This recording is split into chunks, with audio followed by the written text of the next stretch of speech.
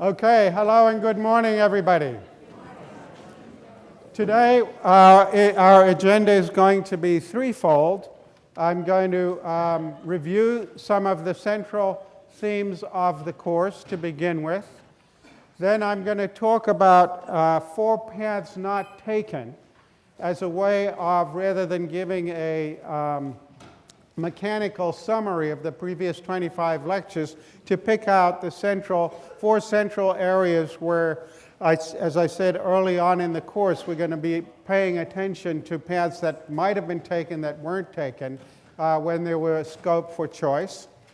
And then finally, we're going to end with agendas for democratic reform, the sorts of political reforms that would make it more likely that the kinds of policies I have been discussing in the last 2 lectures could actually be successfully pursued. But let's go all the way back, first of all, to September. And there were really 2 central motivating questions of the course. The first is, how did we get from the euphoria and optimism that we saw at the end of the Cold War to the politics of fear and resentment that has swept so much of the democratic world since 2016? And then secondly, what are the prospects for a better politics going forward? So if we reflect on those 2 questions from the standpoint of what we have been doing over the past 3.5 months, I think there are 2 related answers to the first question. The first one is, especially in the period of what I was calling the early post-Cold War era, that is up to the financial crisis, geopolitical arrogance and uncritical embrace of neoliberalism at home and the Washington consensus abroad. And if you wanted the bumper sticker for the geopolitical arrogance, there are plenty of candidates, but I think this anonymous, what turned out to be Karl Rove quotation that I showed you earlier is probably the winning candidate when he said, "We're an empire now, and when we act, we create our own reality. And while you're studying that reality judiciously as you will, we'll act again, creating other new realities which you can study too.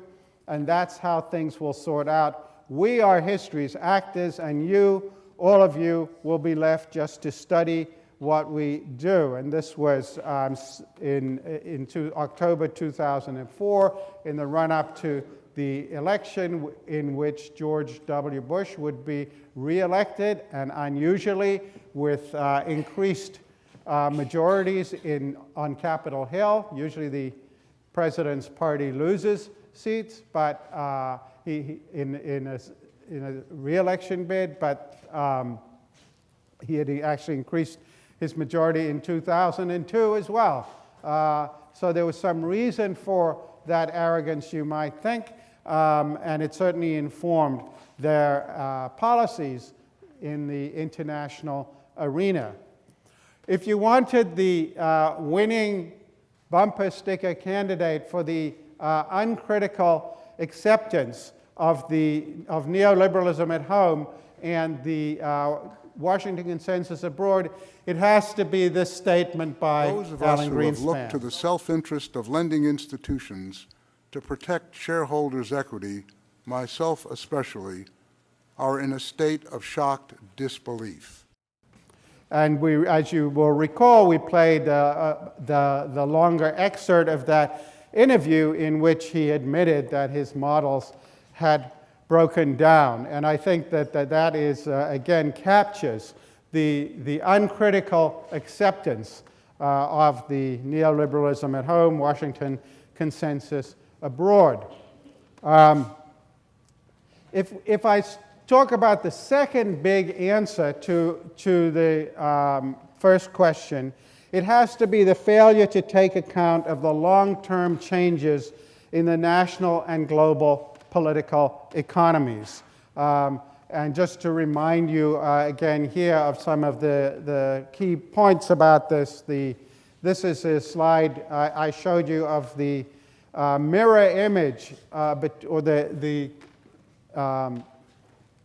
mirror image of the graphs depicting the decline of industrial jobs over, this is 26 OECD countries between 1960 and 2018, and the fragmentation of political parties. The weakening of political parties, and I told you a story about that. As left of center parties became less able to defend unionized workers, they defended them less well, and they defended fewer and fewer of them, and so workers hemorrhaged to other parties, as in, say, in Germany, to Der Linke, the far-left Marxist Party, and the Greens, and eventually to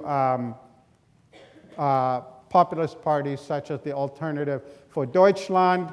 This, in turn, led to fragmentation of parties on the right as they saw opportunistic possibilities of picking up seats, and so we get this very substantial fragmentation of political parties, which is going to have an impact on their capacity to protect the interests of workers over time. This reflects a much broader trend. This is the picture from the US of the decline of union membership as industrial jobs have gone away. Unions have gotten smaller and smaller, particularly private sector unions, and we saw how that coincided with the growth of inequality, the hollowing out and stagnation of middle class incomes, and the declining fortunes of the middle class, both in absolute terms as they faced harder and harder difficulties in achieving the same real income, often having to go from 1 to 2 earners, being decreasingly able to afford college for their children, and often having to finance their children well into adulthood. So this is a broader context where we've seen this impact of globalization, technology, and slow growth. We have aging populations in many of these developed countries, which has put increasing stress on their fiscal states as ever-shrinking employed, what we call the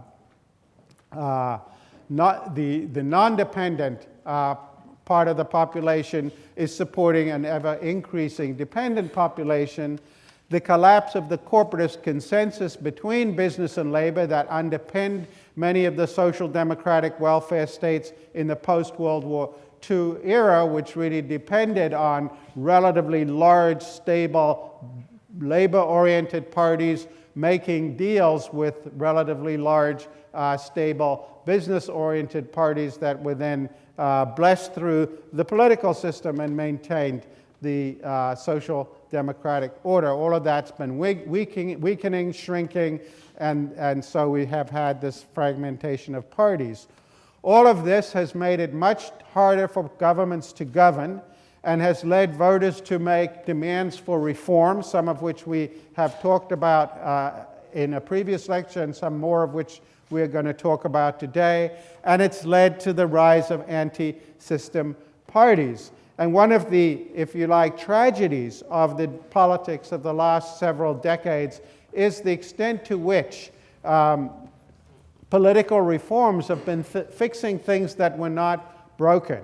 We saw this, I think, particularly dramatically in the United Kingdom in the 1970s. Aside from the war decades, the 1970s were surely the most challenging economic decade that Britain experienced, although they certainly were not alone. The 70s were very difficult here because of the oil shocks from the Yom Kippur War in 1973, the advent of stagflation, this hitherto unexperienced combination of high inflation and low growth, job stagnation, high inflation, high unemployment, very difficult to manage. And as Anthony King's excellent book on the British Constitution argues, it was this period which led people to say the political system is failing us and we need to start reforming it. And very comparable developments occurred in many of the other capitalist democracies. And so when when the economy is going badly and if the sources of the pain are not addressed by the political system, people want to attack the political system and say it's failing us, even if the problems, as was the case with much of the stagflation of the 1970s, were actually exogenous. So I think these are the two big answers, if you like, to the course: the arrogance and uncritical acceptance of the dominance of the American model of democratic capitalism and the American approach to international geopolitics on the one hand, and the failure to appreciate and think about the implications of these long-term changes in the political economy, which had indeed been going on since well before the end of the Cold War, and would play themselves out in the subsequent decades. So I think those are the two central answers that I would give us to the question that I posed at the start of the course. What I want to do now, though, is think about what might have happened, what could have been done differently. And I want to pick out, as a way of summarizing and reviewing much of the material that we have covered, 4 particular types of path, taken or not taken, where there was relatively unusual scope for choice, for agency, as I'm going to call it. And you might recall that earlier in the semester, I said that we need to think about political outcomes by reference to 3 of my I words. I have a penchant for I words. And I said one was institutions, one is interests, and one is ideals, or we might say ideas or ideologies. And the constellations of interests, ideals, and institutions shape what can be done. And you might think that the capacity for agency, as I'm calling it here, is sometimes more constrained and sometimes less constrained by the interests, ideas, and institutions that structure a given situation. So if we think about the Cold War, this was a period in which there was very little capacity for agency because the interests on the two sides were pretty much baked in. The coalitions, at least until Nixon's opening to China, started to split the communist coalition in the Cold War, but at least until that point, the interests were really, we had these two snarling coalitions of forces. Institutions were largely either baked into the conflict, as with the Warsaw Pact and NATO, or irrelevant, as with the United Nations, which was largely beside the point in such a realist-dominated conflict. And then ideas and ideologies were also largely baked into the conflict. George Kennan had sort of summed up the American attitude that it wasn't worth trying to argue the merits with the Soviets because they were locked into their own ideological prism, and they certainly saw the West in the same way, that it was all bourgeois cant coming out of Radio Free Europe or wherever it might be. So the Cold War was an era in which the capacity for agency to actually change things was very constrained. That, if you like, that triangle of constraints was very small. But there are times, and I mentioned this to you right at the beginning of the course, when those constraints can loosen up. When suddenly, we know now from the divide-a-dollar story, for example, coalitions can start to break apart, and unlikely coalitions might begin to form.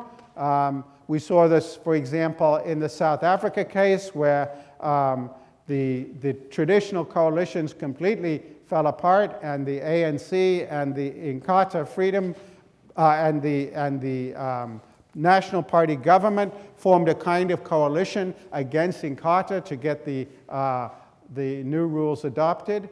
We also saw that in the post-Cold War era and also in the South Africa case, that ideologies and ideas can suddenly become freed up. So the hard right-wing Afrikaners ended up making an alliance with Buthelezzi's Inkatha Freedom Party, and would be photographed standing together in ways that would have been unthinkable in terms of the Afrikaner ideologies of even a few years prior. And institutions can change, and we will see how the institutions did indeed change once the Cold War was over. And we saw that there was a scope both for the reorientation of existing institutions, most notably NATO, and also the creation of new institutions such as the system of rules enacted for the responsibility to protect in the post-Cold War era. So there are circumstances in which this triangle becomes larger, and suddenly it's possible to do things differently, and there are real choices for the players at the time. And of course, that window, something of a mixed metaphor here of triangles and windows, but that window of opportunity doesn't stay open indefinitely. It'll close again as things solidify, and it becomes harder to make changes that might have been easier at a different time. And we'll see this. We've seen this somewhat, but classic example is if there's a lot of dissatisfaction and a country changes its electoral system, then new politicians get elected under the new rules, so they're going to be very disinclined to change it again in the future. So as I said, the 1970s created a lot of dissatisfaction with existing electoral institutions in many parts of the world. Changes were made, but then it becomes harder to change them again. Okay, so let's start with the first of these paths not taken. And I think that the most important one here, certainly the first one I talked about during the Cold War, was the decision to expand NATO after the Cold War to consume what would eventually be all of the Warsaw Pact countries, and even make overtures to Georgia and Ukraine. And it's worth going back to thinking about this. This first came to how this started. This first came onto the agenda when the Berlin Wall came down, and it was obvious that Germany was going to be reunited. And of course, Gorbachev was very worried that this would mean East Germany would become a member of NATO, and East Germany had been a member of the Warsaw Pact. And very substantial assurances. We've now, there was gossip about it at the time, but we now can see from declassified documents that it wasn't just Kohl and Baker who promised Gorbachev that there would be no expansion of NATO into the former Soviet empire, but many others you can see here on the bottom of the slide all gave assurances to that effect in early 1990.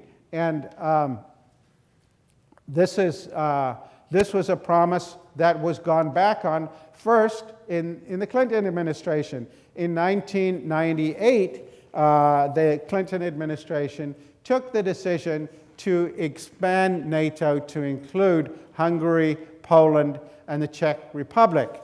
And this was the decision was made in about 1996, but it actually came on board in 1998. And in May of that year, the journalist Tom Friedman called up George Kennan, the architect of containment, about whom you heard in earlier lectures, and he asked him for his opinion about this. And it's worth paying some attention to what Kennan said. He said, "I think it's the beginning of a new Cold War. I think the Russians will gradually react quite adversely, and it will affect their policies. I think it's a tragic mistake. There was no reason for this whatsoever. No one was threatening anyone else. This expansion would make the Founding Fathers, of course he's alluding to the fact here that the Founding Fathers opposed all permanent alliances, would make the Founding Fathers of this country turn over in their graves. We've signed up to protect a whole series of countries, even though we have neither the resources nor the intention to do so in any serious way. NATO expansion was simply a light-hearted action by a Senate that has no real interest in foreign affairs. And so this was a very prescient observation that this was not going to go over well with the Russians, as by this time was, of course, Yeltsin in charge of Russia, and he was deeply troubled by it. And indeed, there's more to the prehistory of this than I told you during the original lecture, in that during the late 1980s, Gorbachev had made several overtures to the West. He 3 times brought up the prospect of, he thought at that time the Soviet Union was not going to fall apart. It wasn't being thought about, but that they might themselves join NATO. And there was some discussion of this with Western leaders, and it was sort of deferred into the future. And Yeltsin, too, had in print said that it was a long-term plan or policy of the Soviet Union eventually to join NATO. And indeed, even in 2000, when Yeltsin came to power in Russia, he approached the Clinton administration about the possibility of Russia not only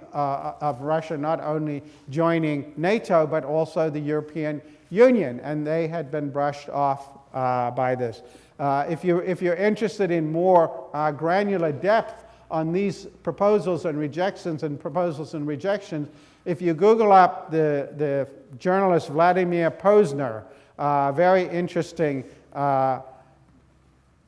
You would never believe he's actually French by birth, French journalist, but who has worked for many years in the U.S. and now works in Russia. He has an excellent video.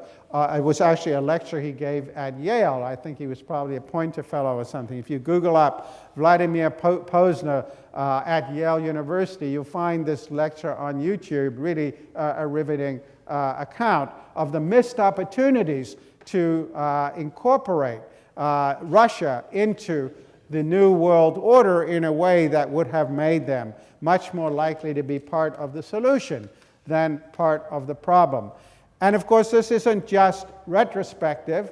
In 1991, when the Soviet Union finally fell apart, Mitterrand, who was at that time the president of France, said we should just disband NATO.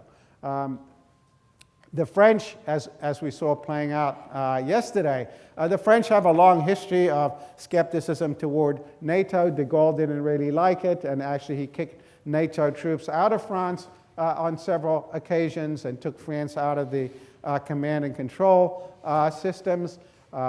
So there's never been a lot of love lost between the French and NATO, and indeed they insisted on having their own independent nuclear deterrent, which NATO was designed to prevent the incentive to do that sort of thing. So when the current French president said NATO is brain dead, he's locking into a well-worn tradition of French skepticism toward NATO. But there it is. There was a path not taken.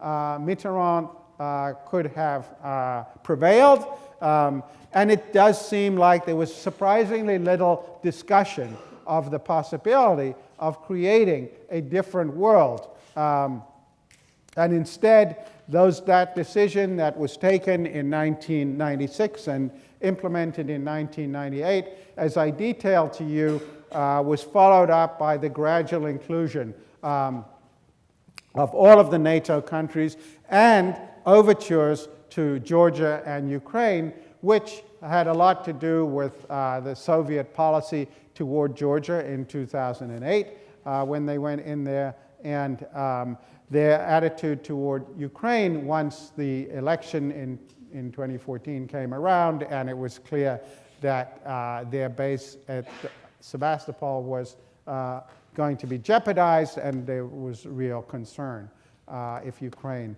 had joined NATO and or the European Union.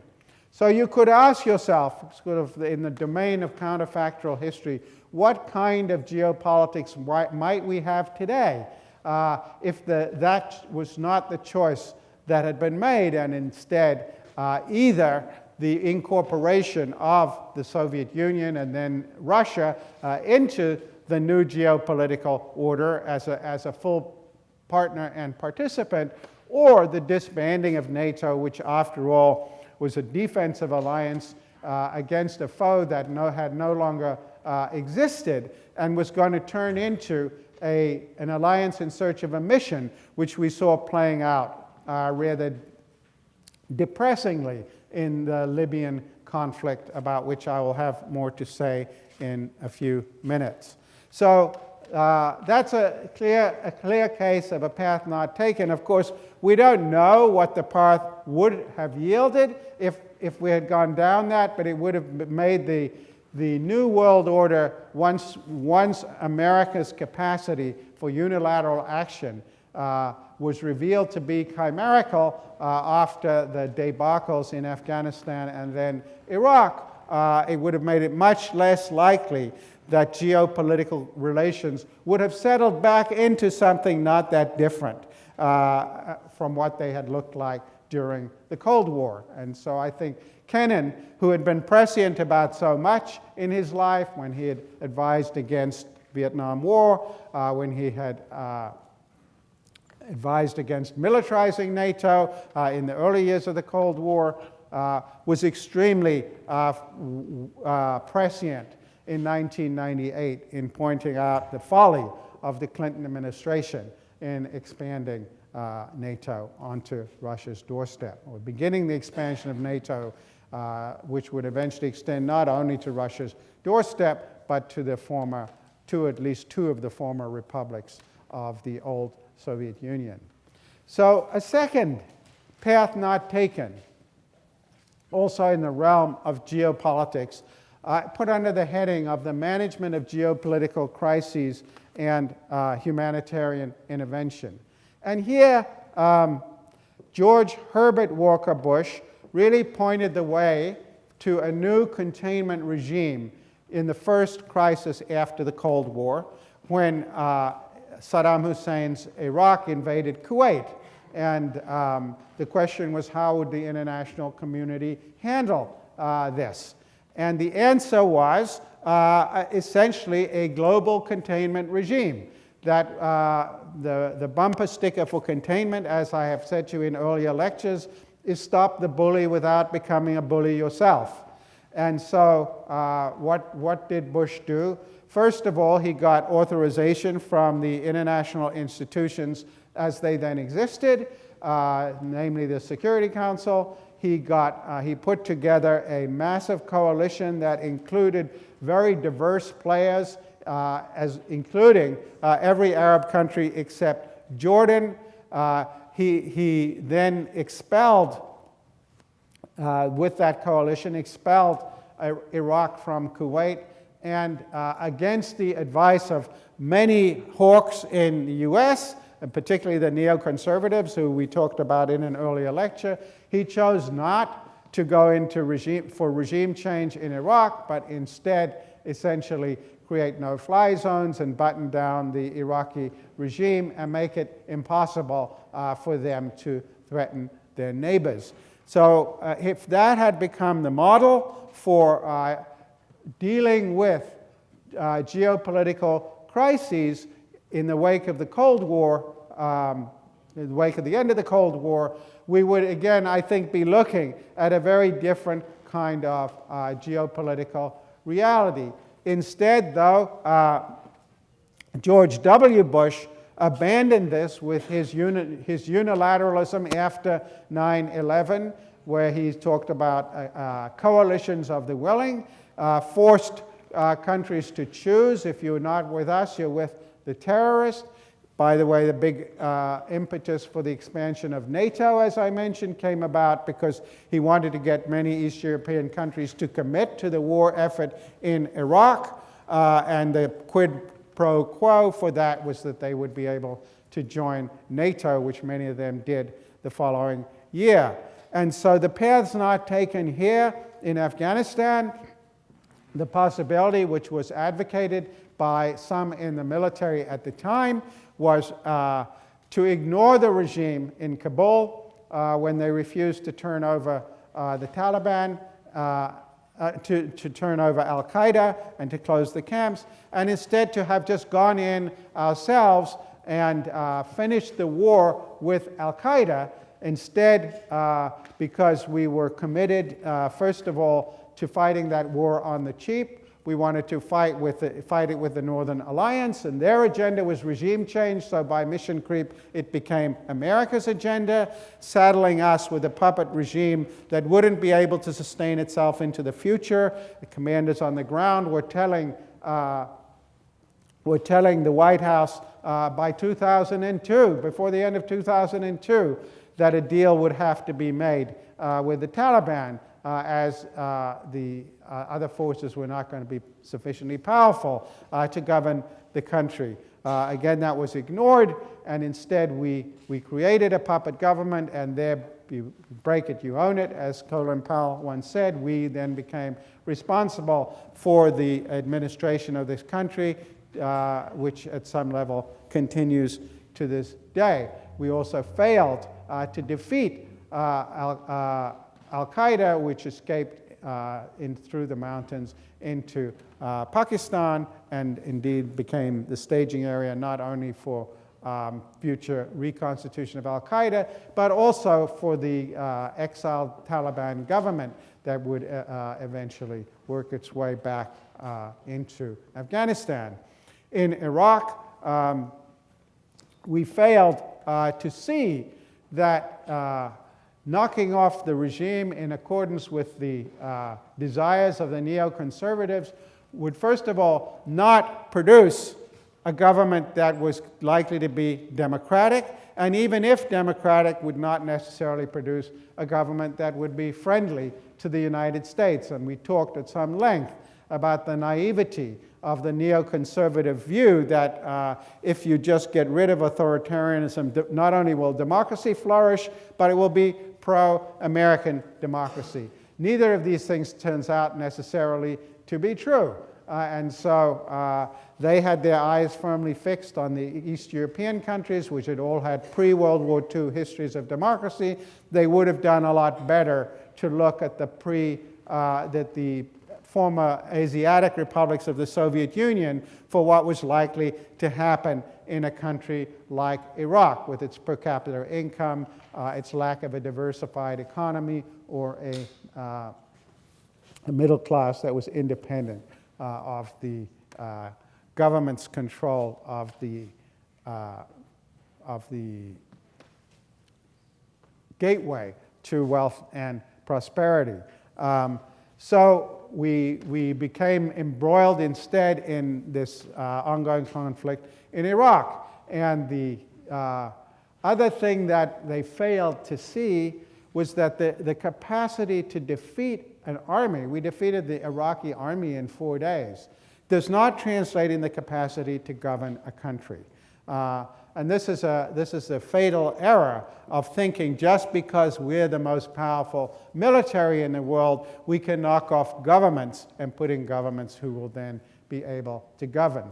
There are many economies of smallness in governing. You need street-level buy-in, you need street-level commitment from various broker groups, and you need to empower local institutions, which we had obliterated. We'd largely obliterated the army, the civil service, and the police, and it was not surprising that that country would be headed for decades more than a decade of chaos.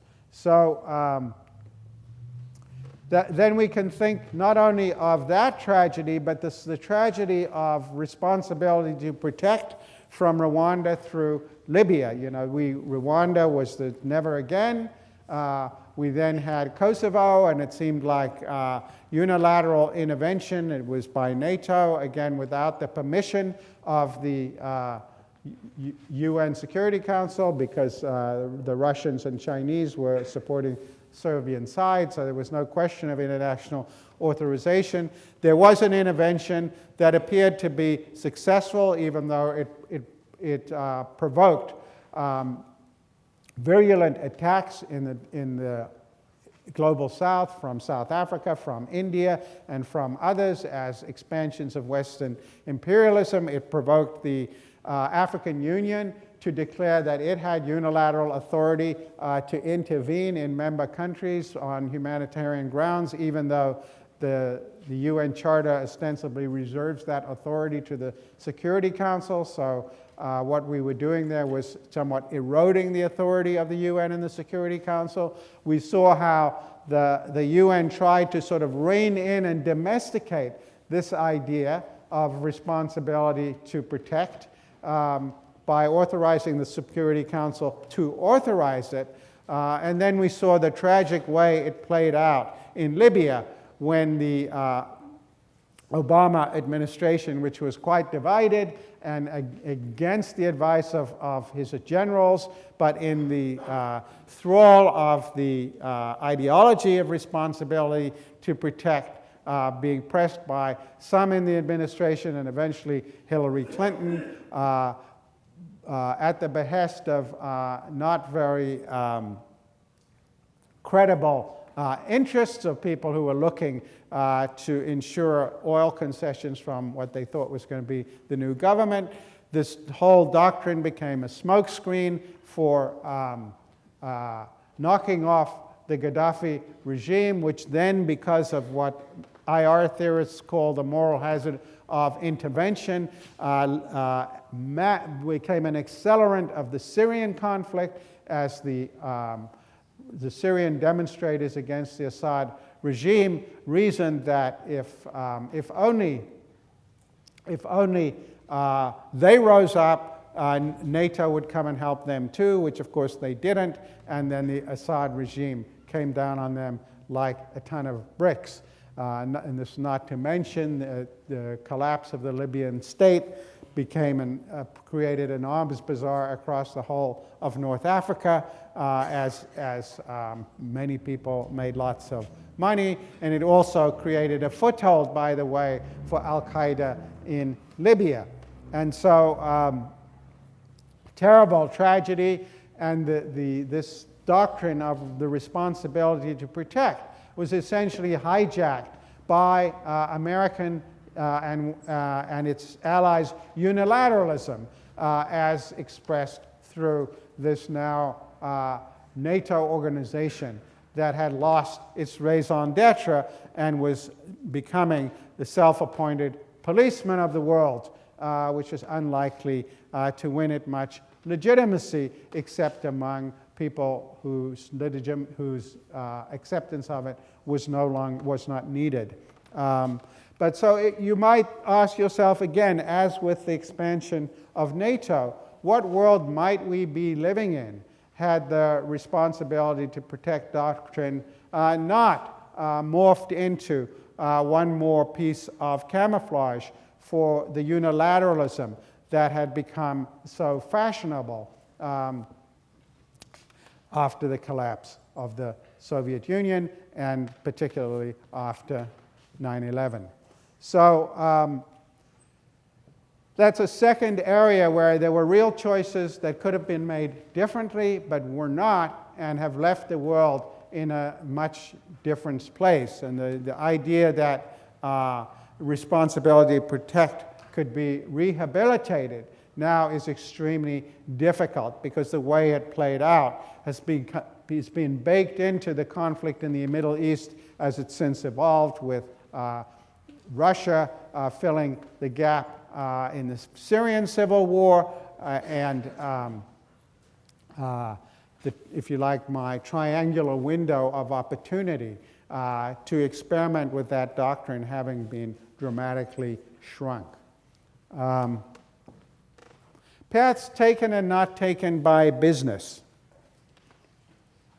So here it's just worth pausing to ask the question, why is business so important? Why focus on business?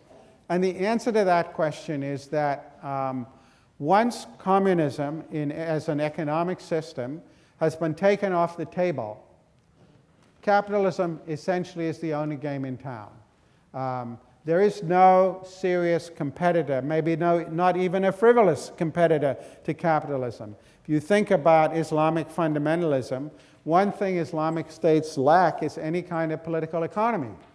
If they have an economic theory, it comes from the 14th century. It is not, they have no conception of an alternative way of running political economy than capitalism. And if you look at Islamic fundamentalist countries, such as Libya or Saudi Arabia, they just do it badly. They don't have, there's no alternative. Well, if there's no alternative out there, that means that capital is going to be in a uniquely powerful position, particularly in this world in which labor is weaker and weaker and organized labor has shrunk. This is basically a Hirschman story that business can go anywhere at the click of a mouse, capital can move anywhere at the click of a mouse, and labor has very high exit costs because you have to pack up and move and find another job and move your family and so on. So the differential capacity for exit between business and labor means that business is more and more important. And the idea that informed some business elites during the New Deal that we need to worry that America's workers might conclude they have nothing to lose but their chains ceases to be important, because there isn't an alternative out there competing for the hearts and minds of American workers. And so business is now in this unique position that it's hugely consequential. It's not really counteracted by any other interests. Maybe there are conflicts of interest within business elites, but it's not really counteracted by any other interests. And that means that unless business is part of the solution, it's going to be part of the problem, right? So that unless that you could imagine a continuum and ask yourself, continuum one is where you have predatory capitalist class, as in Russia, and another would be if you have a very progressive capitalist class, as in some Nordic countries, and as seemed to be possibly happening in South Africa, at least during the 1980s. And then the questions become, so what makes it more likely that business will move down the progressive, toward the progressive end of the continuum rather than down toward the predatory end of the continuum? So that's why business matters. And indeed, as we argue in my book with Michael Gratz, The Wolf at the Door, thinking about changes in social policy that are not going to command support from substantial amounts of business is probably a waste of time. So if we think about business in sort of under two headings, one, we talked about some with the role of business in regime change, which we talked about in relation to the Soviet Union, and we talked also about it in relation to South Africa. You can say 2 cheers for the South African story, 2 but not 3. So the 2 cheers are devoted to the fact that in the 1980s, the South African business elites did discern the possibility of both facilitating regime change and influencing the ANC to think about how the world economy was then operating and was going to be operating into the future. They became the kind of handmaidens of the transition in that, as I said, business didn't cause the South African transition. The old regime was falling apart. There was no question that apartheid was unsustainable, but that didn't mean it was going to have a transition to a democracy or that the transition was going to be peaceful. It might well have been replaced in a military coup, which people at the time, some feared. It might have just become increasingly repressive and ceased to be even as sort of quasi-democratic as it had been. It might have descended into a civil war, which by the 1990s had already erupted in the eastern part of the country. So what business did was a huge amount of very creative and intelligent work that we talked about in that case to broker the deals and get the transition, keep it on track when it seemed to be falling apart, and when it did finally fall apart, do the back channel negotiations to produce an agreement and eventually the election in 1994. The reason I say 2 cheers rather than 3 cheers is that thereafter, South African business did very little. It retreated into the sort of normal stereotypical view of business, that the business of business is business, and leave politics to the politicians. And the few lone voices like Chris Donnell, who said, no, we should be actively transforming our companies now, before we're hit over the head with what would eventually become black economic empowerment and talk of seizing land and so on. Business should continue to be ahead of that curve, and so if you like, shape that destiny rather than ending up being shaped by it. And so we see this has played out in the social indicators I showed you of South Africa today.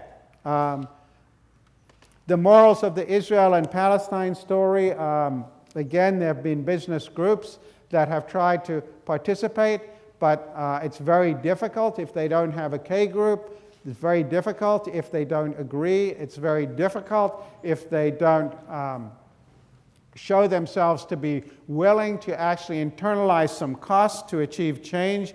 And so the Breaking the Impasse group never really had an effect. But you can still see, and we showed this with Rawabi and SodaStream and some of the other business interventions that I have talked about, that individual business leaders, if there's no capacity to do things on a regime level scale, can nonetheless be thinking about ways of changing things at the margin, and that so that even if this is pilloried as legitimating the status quo, it can be legitimating a status quo that is itself evolving over time. This is Douglas Ray's idea of utility drift that I talked to you about, and could put business in a position to be a constructive force when the other things line up more propitiously.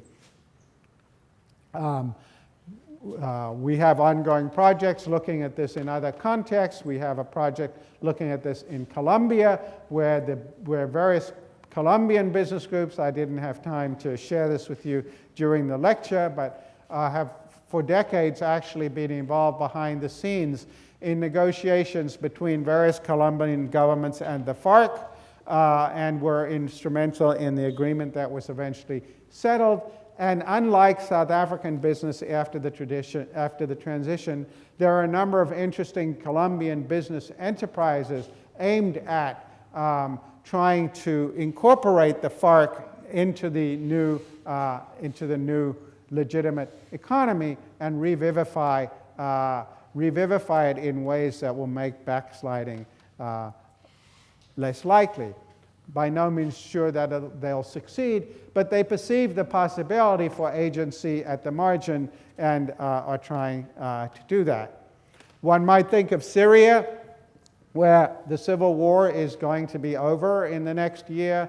There's a huge amount of expatriate Syrian capital parked in various countries, and convening groups may well have the opportunity of thinking about how it might be constructively deployed in rebuilding what's probably the most badly devastated country by civil war, at least since Rwanda. Business and domestic politics. And here I would say that the missed opportunity with transitional adjustment assistance is symptomatic of a bigger sense that business has not seen it as their problem to worry about the fortunes of workers. As I said to you in that lecture, in 1962, the Kennedy administration had actually lined up the AFL-CIO to support tariff reductions in order to get to support tariff reductions as the quid for the quo being transitional adjustment assistance.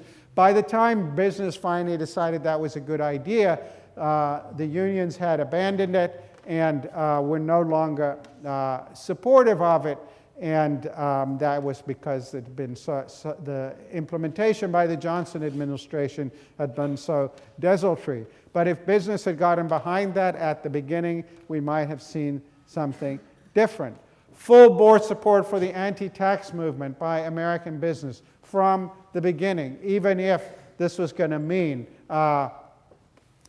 destruction of many programs that were important to the most vulnerable populations. And we saw this with Proposition 13 in California, its effects on the public school system, on its effects on local government services, and so on.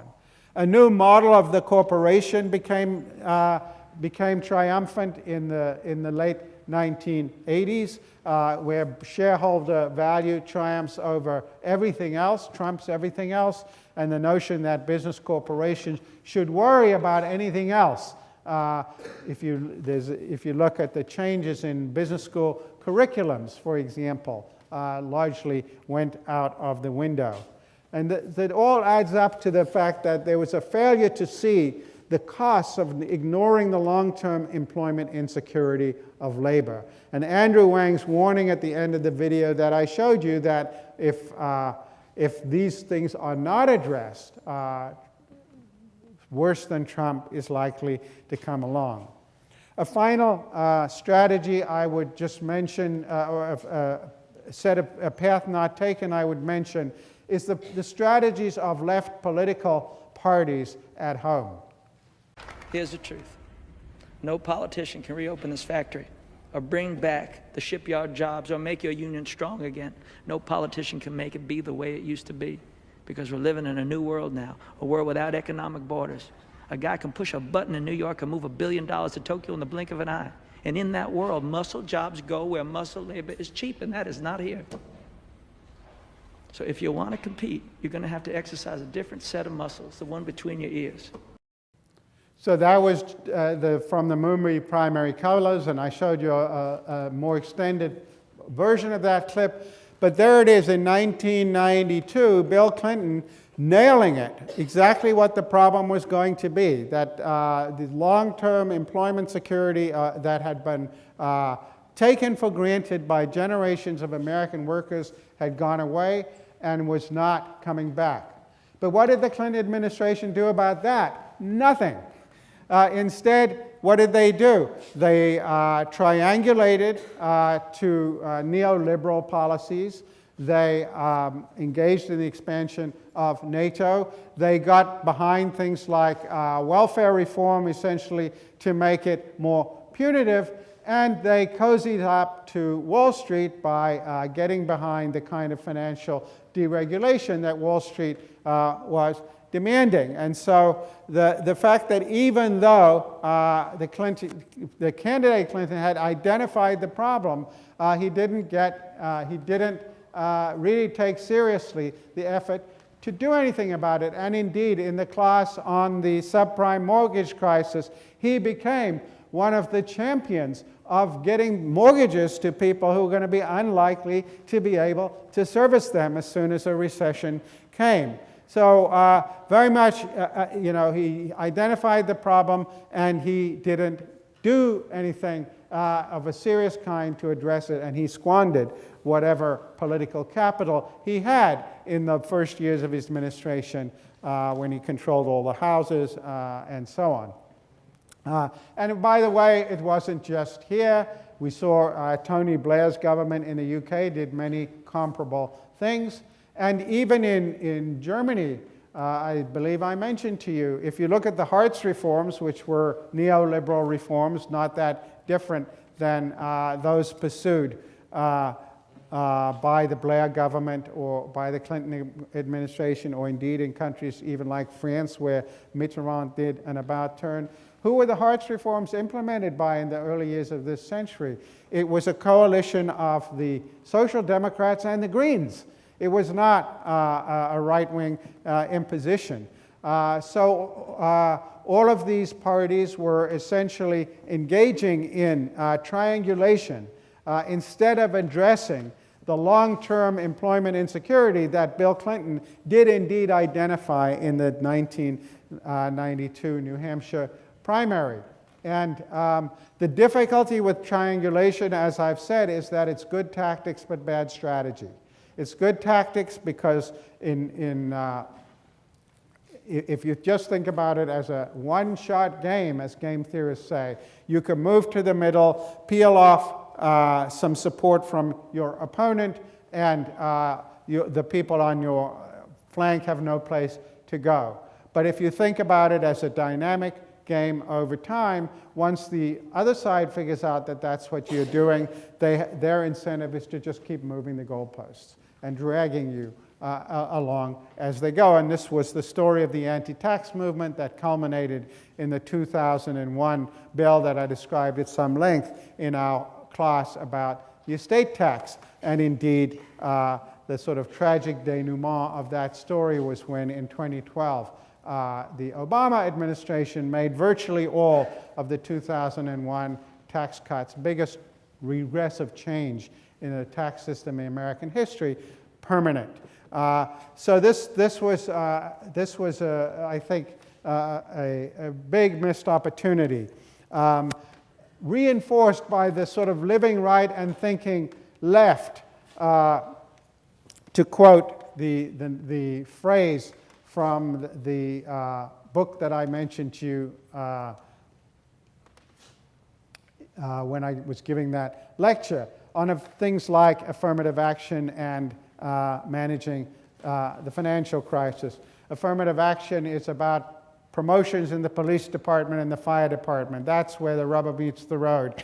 Doesn't really affect people living in Scarsdale. And in the financial crisis, unlike what FDR had done after the Depression, I showed you how the Obama administration essentially got on board with the Bush administration's policies and allowed the financial sector to write the vast majority of the bill and not pay any cost for the crisis that they had created, thereby fueling what would eventually erupt as the kind of enraged politics of anti-elitism in 2016. And given that they were converging on questions of economic management, instead what left-wing parties tended to do, or left-of-center parties tended to do, was to begin investing in culture and identity issues as ways of differentiating themselves from the Republicans, and this goes back to the McGovern-Fraser reforms, which start to emphasize the importance of descriptive representation in politics, about which I'll have more to say shortly. So what is to be done? So the bottom line is, and this is picking up on the lecture about parties, that the most important thing that needs to happen is to strengthen political parties so that they can operate more like teams and thereby get themselves behind the sorts of policies that are going to lead large numbers of insecure former or post-industrial workers and middle-class people to support them. In all systems, all political systems, that basically means a number of things. One is disempower party members and outside groups in the selection of candidates, leaders, and platforms. Members sound like shareholders, but as we saw, they tend to be unrepresentative of the voters for a party, particularly when you have a large party, never mind the voters in the electorate. Get away from referendums and other forms of unbundling. Parties are there to bundle. We had a long lecture on bundling and why bundling is important, because it forces us to discount what we want by everything else that we want and come up with policies that can appeal to a broad swath of voters. Empower backbenchers to pick frontbenchers so that parties can operate as teams in the parliament, and empower frontbenchers to pick backbenchers for the same reason, so that the people who get picked can both win electorally but will also support the program that the leadership desires. And so you give a lot of delegation to the leadership, but they also have enough rope to hang themselves. If they can't deliver successes, they won't be there for long. In multi-party systems, this means increased thresholds to try and get parties to combine. So you combat the fragmentation of parties that creates huge opportunities for rent extraction when people are needed to join coalitions. Push for pre-election coalitions, so at least voters have a better idea of what governments are likely to form after the election. Prefer closed PR to open list PR, because open list PR encourages celebrities to run. It encourages people. It's intra-party competition to make private promises, and that's exactly inimical to the idea of parties operating as teams. Turning to two-party systems, in Britain, change the leadership selection rules back to something more like they used to have when the backbenchers picked the frontbenchers and got rid of them if the frontbenchers were not delivering. Get rid of the Fixed Parliaments Act, which again is a way of disempowering the authority of leaders. Bigger constituencies. They a couple of years ago had a commission recommending that they reduce the House of Commons from 650 to 600, a very modest reduction. They've even rejected that. But one of the problems in Britain is that all the wealth is in London, and many parts of the north of England have per capita income below Mississippi. You really want a sliver of London in every constituency in Britain if you want a healthier system. And certainly the constituencies which are a tenth of the size of ours and a third of the size of Germany are too small. Stop having referendums. In the United States, first of all, don't think abolishing the Electoral College is a solution to anything. Everybody says it's so unfair. Hillary won 3 million more votes. Abolishing the Electoral College will increase the independent authority of the president. It will make us function more like a Latin American country. That's exactly what we shouldn't be doing. We should be strengthening the power of the parties in Congress at the expense of the presidency, going back to something more like what prevailed until 1824, when the congressional parties picked the presidential candidates and made the system operate more like a parliamentary system. De-emphasize the importance of primaries, both congressional and presidential. Presidential primaries have really only been important since the McGovern-Fraser reforms of the 1971. What people don't know about primaries is the very low turnout. So Donald Trump, for example, was selected as the Republican candidate by less than 5% of the American electorate. But then he's the candidate. And if there's a weak candidate on the other side, he might end up, as he did, being the president. So one proposal would be, since most American voters don't realize that primaries are so unrepresentative, would be a proposal whereby if the turnout in a primary falls below some threshold, such as 75% of the general election turnout in the previous election, then you discount the primary and let the party choose the candidate. Similarly, if you think about legislative elections, primaries have been around since the progressives. This is an example of a reform dreamed up on the starry-eyed left that has since been hijacked by the steely-eyed, well-endowed forces in other parts of the electorate as well. You could have a similar kind of rule that unless what we have is a world in which, I should say, primaries have been around for 120 years, but what's changed is the number of safe seats. We have many more safe seats than we used to have, and in safe seats, the only election that matters is the primary election.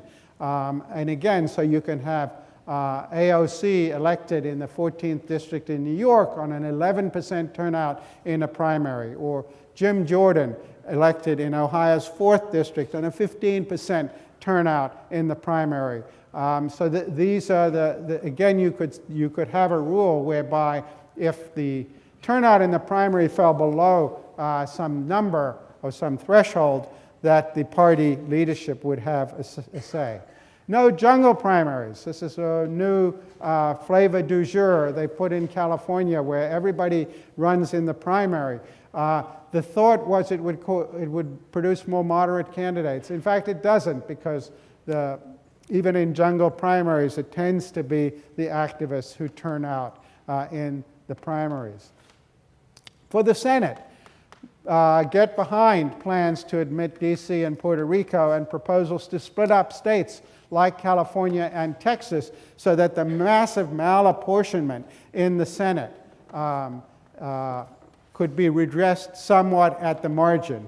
I'm talking here about things that could be done without constitutional amendments or without a new constitutional convention.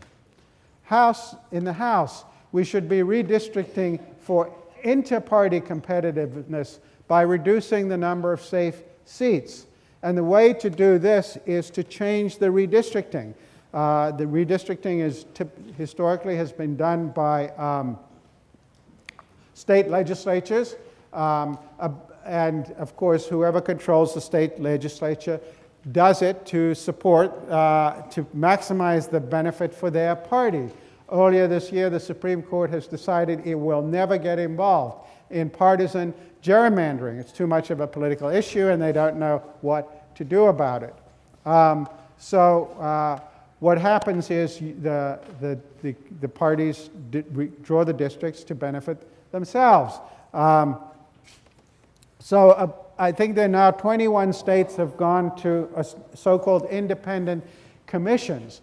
This could be a good idea. In Britain, for example, they have an independent commission after the census that draws up boundaries, boundary commission they call it, and then Parliament can vote it up or down, but they can't change it.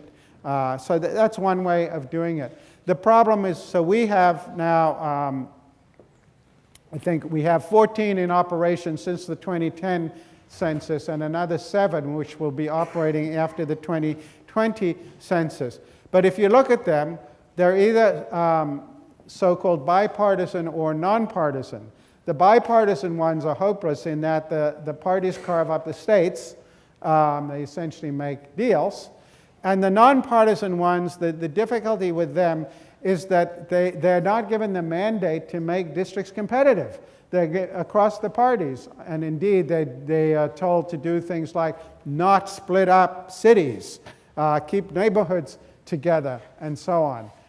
Really what you need what would make for the healthiest inter-party competition would be every district in America having some urban voters, some suburban voters, and some rural voters, so that the politician who was running for office in those districts would discount the preferences of all three groups against one another in coming up with their platforms. So-called flower petal districts, you might think, to achieve that goal. And then we should think about better approaches to descriptive representation. Because the trouble with majority-minority districts is they did indeed increase the number of African Americans sent to Congress, particularly from the South, where none had been sent since Jim Crow in many cases. But it comes at the price of exactly what we don't want. We do not want blue cities in red states. We do not want all the Democrats, African Americans, to be herded into one district and then have Republican non-minority districts electing separate representatives. That is exactly what we don't want. And there are better ways to get descriptive representation. In some Nordic countries, for example, with a PR system, they just say, well, every third person on the list must be a woman.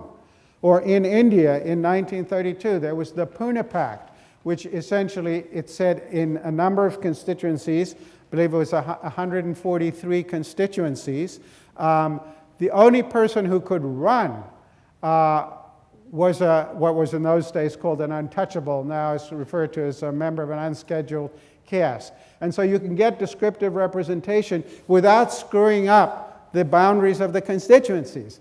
So these would be better ways to get descriptive representation. Majority-minority districts, which now account for a fifth of of Congress's districts, are not. So the upshot is that stronger and more disciplined parties will have better incentives and will be better able to address the long-term employment insecurity that we've been talking about and head off the dangerously destructive politics that we've seen since 2016. Or to put it differently, what we should be trying to do is to marry the arguments of these two books. And so I thank you for indulging me over these previous 26 lectures, and I hope I'll see some of you in the future.